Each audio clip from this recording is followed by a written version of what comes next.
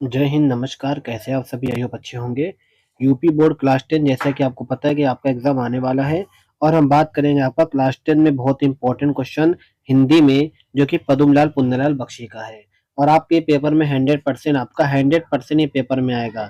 एक आचार्य रामचंद्र शुक्ल, एक आपका पद्मलाल पुन्नालाल बख्शी, वो ज़रूर से ज़रूर आते हैं। लिखना कैसे है आपको? जैसे हमने लिखा है आपको उसी तरीके से लिखना है। आपको ज़्यादा से ज़्यादा नंबर गेन करने में आसानी हो जाएगी, ठीक है?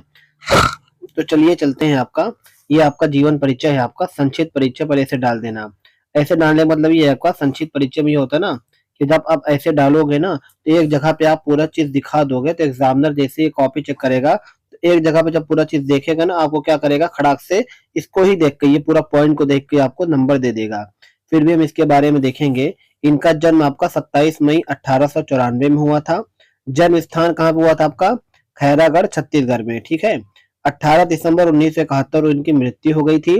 पिता का नाम आपका श्री पुन्नालाल बख्शी था और इनकी पत्रिका क्या थी? सरस्वती।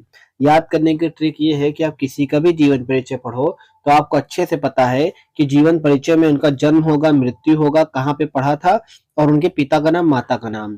इतना चीज तो रहता ही रहता है, तो आपको बस यही चीज इसमें आपको डालना है। हो सके तो एक आध रचनाएं भी आप इसमें डाल सकते हो। फिर इनका जीवन परिचय के बारे में देख लेते हैं आपका कि इनका जन्म कहाँ हुआ था, कैसे था, इनके बारे में पूरा हम चर्चा करने वाले हैं, ठीक है। देखो इनका जीवन परिचय के बारे में बात करते हैं आपका। पद्मलाल पुन्नालाल बख्शी का जन्म कहाँ हुआ था आपका? छत्तीसगढ़ में। इसको काले से दिखा देना। छत्तीसगढ़ के खैरागढ़ रियासत में एक साहित्य प्रेमी परिवार में हुआ था, ठीक है। तो कहाँ हुआ था आपका? ये एक साहित्य प्रेमी परिवार में हुआ था। इनके पिता और दादा दोनों ही साहित्य के प्रति गहरी लगाव रखते थे, जिसका प्रभाव बख्शी जी पर भी पड़ा। मतलब इनके जो पिताजी थे, इनका भी क्या था? साहित्य पर काफी गहरा प्रभाव था। मतलब साहित्य प्रेमी थे तो इस हमारे पुन्नालाल पर भी क्या पड़ा? गहरा प्रभाव पड़ा। अब क्या है, इन्होंने अपनी शिक्षा के दौरान ही लेखन कार्य प्रारंभ कर दिया। मतलब जिस समय ये पढ़ रहे थे ना उसी समय इन्होंने क्या किया? लिखना विखना प्रारंभ कर दिया था।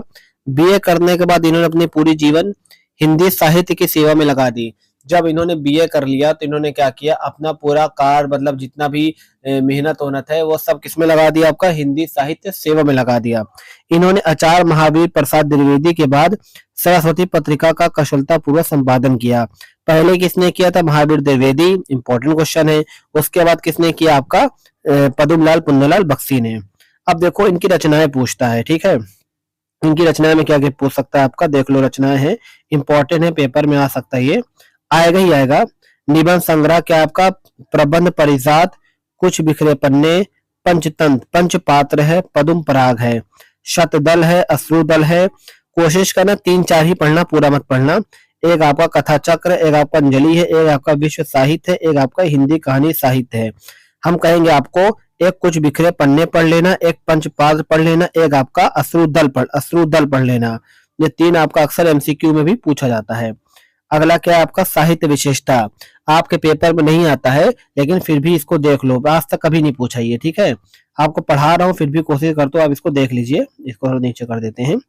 बख्शी जी मुख्य रूप से अपने ललित निबंधों के लिए प्रसिद्ध थे। उनकी भाषा सरल, स्पष्ट और गंभीर है। उन्होंने गूढ़ विषयों भी बहुत ही रोचक और बोधगम्य शैली में प्रस्तुत किया है। हिंदी साहित्य में उनके योगदान के लिए साहित्य वनस्पति की उपाधि से सम्मानित किया गया है। तो साहित्य वनस्पति की उपाधि से क्या किया गया? इनको सम्मानित किया गया है। इसी तरीके के इंटरेस्टिंग वीडियो के लिए हमारे चैनल को लाइक, सब्सक्राइब करना ना भूलिएगा।